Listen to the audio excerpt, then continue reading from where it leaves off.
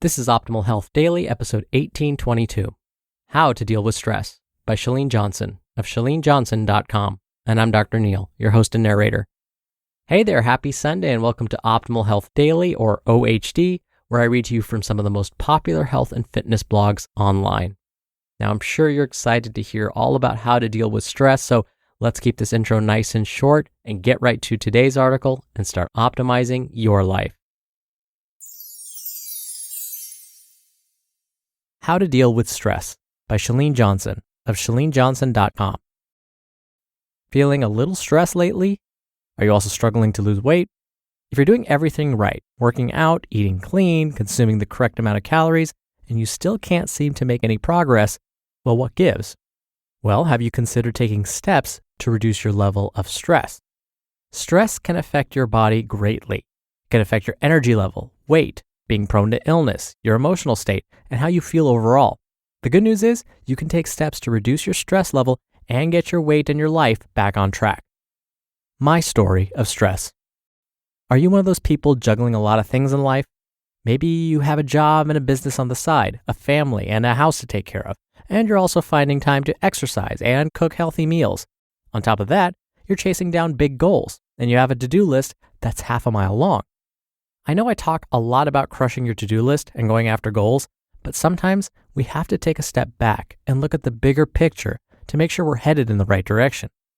At one point in my life, when I was undergoing a considerable amount of stress while filming a new series of workout videos on top of running my business, I experienced something similar to what you might be going through.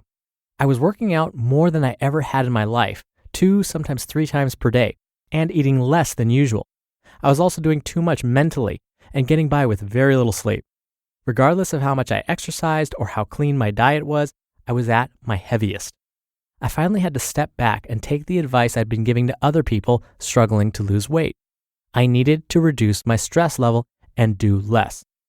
You see, I was one of those people who equated busyness and stress with success. I thought I couldn't keep up with what I'd achieved or continue to be successful if I wasn't always busy. In fact, I came to resent anyone who wasn't as busy and as stressed out as I was. I thought relaxing meant you were lazy, and I had this crazy urge to make a to-do list for anyone who wasn't running around like a chicken with its head cut off. So why are you stressed out? Does the scenario I just mentioned sound familiar? Oftentimes, our stress level is dependent upon our preconceived ideas about what success looks like and what we think we should be doing with our lives. But the truth is, you can have all the money, the cars, and the toys, but if you're constantly on edge and your personal life is a mess, these things don't necessarily make you successful. Over the past few years, I've realized that stress doesn't equal success. In fact, once I sat down and defined what success truly means to me, I realized it's the exact opposite. Since then, I've made small changes that resulted in a big shift, and I got in the best shape of my life, physically, mentally, and emotionally. Overcoming stress. So how did I get here? I started working from the inside out, and everything else followed suit.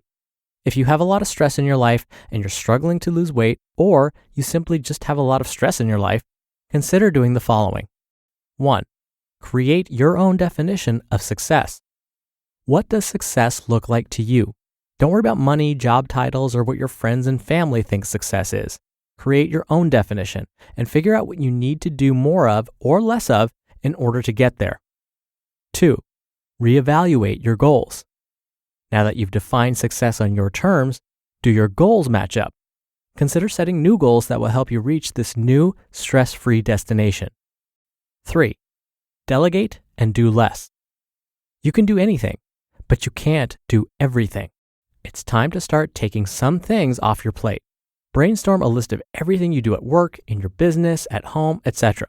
Then, figure out what you can delegate to others so you can focus on your most important tasks. 4. Change up your workouts. Over-exercising doesn't do your body any good, and it won't help you lose weight. Instead, consider changing it up. When I was over-exercising and struggling with my weight, I combated it by making my workouts shorter and more intense with HIIT, or high-intensity interval training workouts. 5. Include flexibility training. Not only does flexibility training help keep your body from getting injured, but it also helps your body recover and reduces stress. Take time to stretch and breathe. 6. Take a close look at your diet. How many calories are you really eating? Take a closer look. Then, if you're sure your diet is on point, you might actually consider eating a little bit more. When you eat too little, your metabolism may slow down, and you can end up holding onto fat instead of losing it. And lastly, number 7, rest. When you're tired and stressed out, your body attempts to protect you by creating additional layers of fat. More and more studies are showing that increased stress and lack of sleep greatly affects your weight. In fact, those that get inadequate amounts of sleep are 50% more likely to be obese. So start finding ways to relax and get more sleep. So when it comes down to it, weight loss has everything to do with your overall lifestyle. There are no shortcuts. You have to take care of yourself.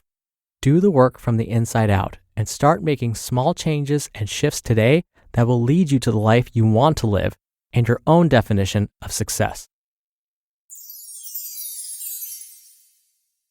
You just listened to the post titled, How to Deal with Stress by Chalene Johnson of ChaleneJohnson.com. Dr. Neil again here for my commentary.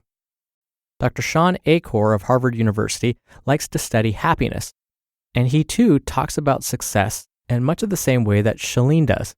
He says, you need to decide what success means to you, because for many, it's getting that job or that title. But then once you get that job or title, you then find something else that's going to define success for you. Something else to force you to push yourself, to get stressed out about something else. And he says, we need to stop that. He says, in order to be happy, you have to be grateful for what you do have, as opposed to looking further and further ahead at what you want. And so I love Chalene's steps 1 and 2. Create your own definition of success. Dr. Achor would agree. And 2, reevaluating your success goals. And yes, when it comes to rest, well, let me stop and say this. What's the difference between rest and sleep? Yes, your body needs rest, but more importantly, it needs sleep. So maybe your goal will be to, on most nights, not necessarily every night, get at least 7 hours of uninterrupted sleep. If you get less than that, don't stress about it. Just do the best you can. All right, thanks for being here as always. Thank you for listening every day. And don't forget, I'll be back in a moment with another bonus episode as usual. So I'll see you there where your optimal life awaits.